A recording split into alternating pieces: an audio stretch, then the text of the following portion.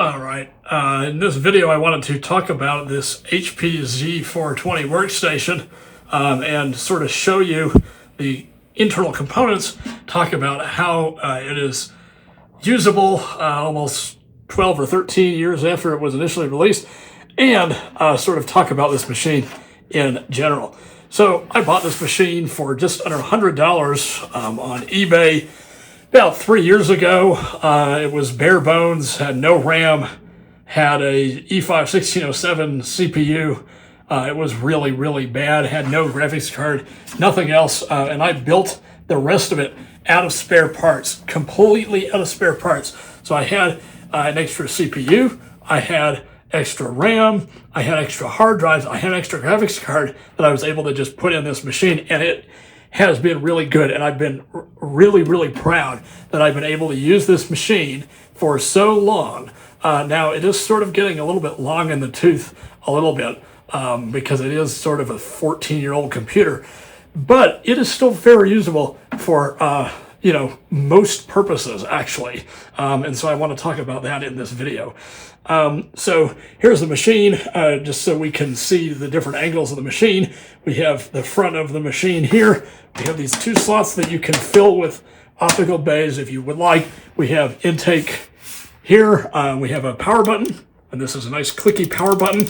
A USB 2 port, two USB 3 ports, audio jacks, Firewire 400, the Z420 logo, this Intel Xeon logo. And then moving over to the left side of the machine, we can see we just have this handle that will open it up, which I will show you later, sort of what's inside of the computer. And then moving over to the back of the machine, we'll talk about what's in the back of the machine. So we have a power supply. This is where you plug in the machine. We have, this is actually a power button here. So this does power on the machine. PS2, 4 USB ports, Firewire again, 2 USB 3s, Ethernet, audio, exhaust vent, plenty burly of an exhaust vent. I have a couple of PCIe cards in here, USB 3, has USB-C on it too. We have a graphics card, a GTX 1650 Super, and then here, which is very dusty, I'm realizing, a RAID controller card. So this is what's managing all of my hard drives. So then let's take a look at the inside of the machine, and then after that, we can power it on, and I can show you sort of how I have it set up. So just sort of going clockwise in order of the components. Here we have a power supply. Now this comes in a 400 watt and a 650 watt configuration, I think. And I honestly don't know which power supply this is. I think it is the 650. And so that is perfectly powerful enough if you're just having, one graphics card, a couple of other PCIe cards, and a CPU. We'll talk about the CPU in a minute. And then we've got 2 drive bays up here that you can either put in 2.5 inch, 3.5 inch, or 5.25 inch drives in this top bay. So I actually have a 2.5 inch SSD in here. One of these, it's in a little enclosure thing, and then another 2.5 inch spinning hard drive also. Here we have spaces for 2 other hard drives here. This hard drive is sitting loose in here. I know that's not the best thing in the world, but when the machine is lying flat on the ground, it's really not that big of a deal because the hard drive can just rest flat. And I'm really not concerned because this is just the one hard drive, but you can get a hard drive bay to put even more hard drives in this 2 top bays here. And then we can see we have spaces for 3 additional hard drives here. We have a graphics card, 2 other PCIe cards. We have 8 slots of RAM. We have 4 sticks of RAM here, and then another 4 sticks of RAM underneath this memory fan. We have a CPU underneath this. We have an abundance of PCIe slots. I'm not even using all of them. We still have 2 other blanks, one here, one here. So we're in good shape regarding PCIe expansion in this machine. We have an exhaust fan here. And so this machine is structured pretty well, and it's very easy to work inside of this machine, and it is very, very easy to sort of upgrade the components in it, as we have seen in some previous videos, and just to look inside it is also very easy. So to talk about the actual components of the computer, to start, you've got this power supply, comes with space for 1 6-pin graphics card. You probably could upgrade the power supply to have 8-pin or multiple 8-pin graphics cards, but I just have this GTX 1650 Super, which is actually fine for this computer. I wouldn't really go much better than a 1650 Super, and it's modern enough to run, DaVinci Resolve and a couple of games. It's not the most powerful card, but it does work very well for the purposes that I am using this for. We have a USB 3 card here. We have a RAID controller in the bottom slot. That's kind of hard to see. I'll see if I can angle the camera so you can see it. Here's the RAID controller card. So those are our PCIe cards there. And I'll talk about the RAID controller in a second. We have 48 gigabytes of RAM, 4 8 gigabyte sticks, and I think 4 gigabyte sticks. So we've got enough RAM here. I'm not planning on upgrading this. This was all spare RAM here. CPU, we have the E5 2687W V2 CPU, which is, I would say, a good CPU for this machine. Wouldn't go any higher than that. I don't even know if it's compatible with the 2697. But yeah, 2687 is probably as high as I would go. It does technically require the liquid cooler, but I don't have a liquid cooler. It still will boot. It will just throw a BIOS message and you have to enter through it that says this requires the liquid cooler. So like I said, we have a hard drive. We have 2 3 terabyte hard drives and 2 2 terabyte hard drives. These are connected. You see these blue cables to this RAID controller. Now the RAID controller card, these are basically, this is a mini SAS port on this RAID controller, and then we have this cable that adapts it to 4 regular SAS cables that can go to the hard drives. And then what happens is we plug in SATA power by the power cables that are on the motherboard. So these are the power cables that are on the motherboard that are SATA power. And then we have the SAS adapter cables. So that's basically how this works. Now the RAID controller card is, I would say, probably not worth working with a RAID controller. I think it's a little bit too complex of a setup. I have had issues with the RAID controller, so I would not really recommend it. It was just something that I decided to do because I was curious about it. It does provide all this redundancy, but I would say that the internal BIOS has system tools that will allow you to do that anyway, so I wouldn't really worry about having a dedicated controller card. I've run into far too many issues for this to be worth working with. But I'm going to keep it because this is how my data is stored. So I've just set this machine up very bare bones. I just have 1 monitor. I usually have 3 monitors, but just for demonstration purposes. So let's go ahead and power this machine on. and it does take a while to post. I'm going to roll the whole thing so you can sort of understand how this machine operates. I'm not going to edit this video all that much because I just want you to sort of have the experience of using this machine.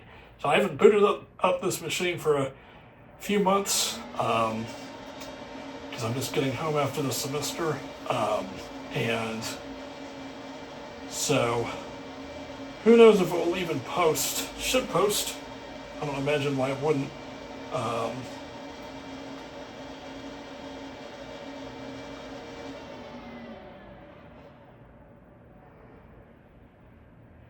All right, so the thing with this machine is we have this mini option ROM messages that will show the option ROM messages without even you having to do anything. I'm just going to enter the BIOS menu so I can show you the BIOS of this machine. But I'll show you sort of what you can do with this option ROM display the next time I boot the machine. So basically, we can go, I forgot how to use this keyboard. This keyboard has no arrow keys on it, so you got to do, there we go. So I'll show you the, there we go. So here is the BIOS,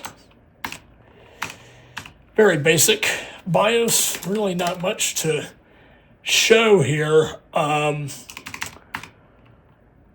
So we just have some options. This machine, I should note, does not support the bifurcation, so you couldn't use like an NVMe card in this machine, where you could, but it would be very slow. I know that's something that people have talked about in other videos about this machine. Just something important to mention. So yeah, really not much to show here. Just some things I can show you the information. I mean, that's really all there is to know about it. It's got the E52687W. Now I'll show you, let me save changes and exit. Come on. I don't know if this is going to power off or if it's going to restart.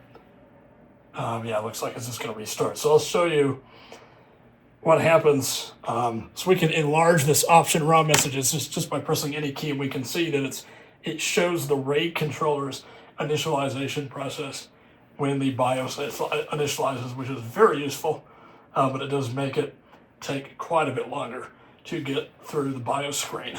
So we can see everything is great. You know, the drives are still operational, which is great. I mean, you know, having not booted this computer up in a long time, it's always something of a concern. So we can see the CPU requires a liquid cooler. That's actually not true. It will be just fine without the liquid cooler. But here we can see we are booting into Windows. And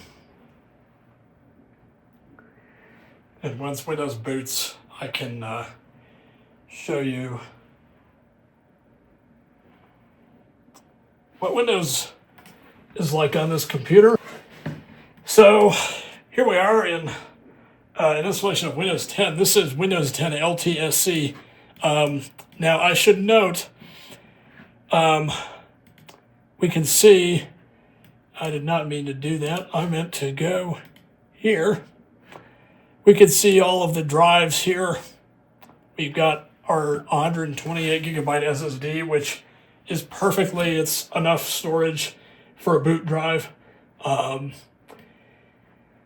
archive, so this is in RAID 1, so these are 2 3 terabyte drives mirrored. And then we have Seagate RAID 0, letter E, which is the 2 terabytes in RAID 0. And then this Toshiba is a 1 terabyte spinning hard drive, 2.5 inch, that is in the top bay. So why does this machine not have Windows 11?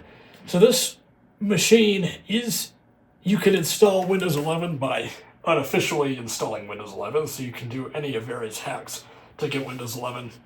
on this machine. Now, what I realized is that I tried to install Windows 11 on this machine, and lo and behold, the RAID controller didn't work and none of my drives showed up.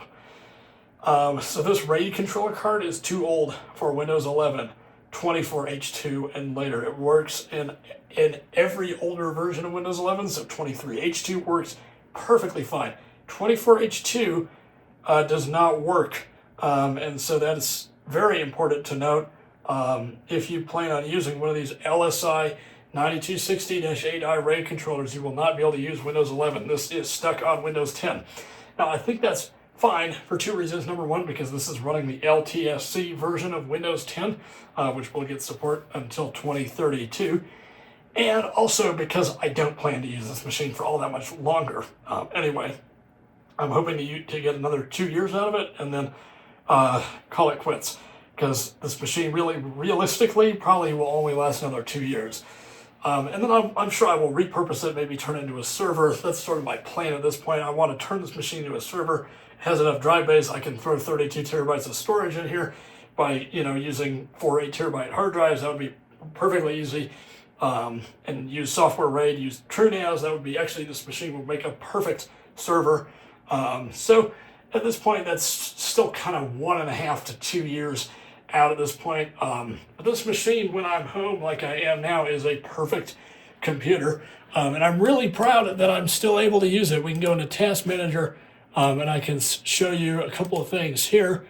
We can see this works perfectly fine. We can see all the cores of the CPU, all the RAM, all the hard drives, the graphics card. I don't have Ethernet connected yet. I have my Ethernet cable hooked onto the speaker stand there, just to clean it up a little bit. But I'll plug in the Ethernet when I'm actually, using this machine, which I will as soon as I'm done filming this.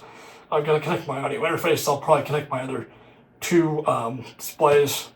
This does drive 3 displays perfectly fine with no issues. DaVinci Resolve is actually noticeably slower with 3 displays, but it still works. I think it's just a limitation of the graphics card.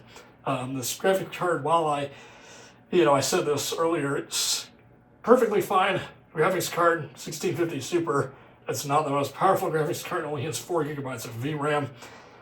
I was not going to throw a whole bunch of money at this computer. I think I spent $150 on this machine in total. And it's a perfect computer. I mean, it's showing its age. It is sort of long in the tooth. It feels old to use. This is not a new computer. This feels old to use.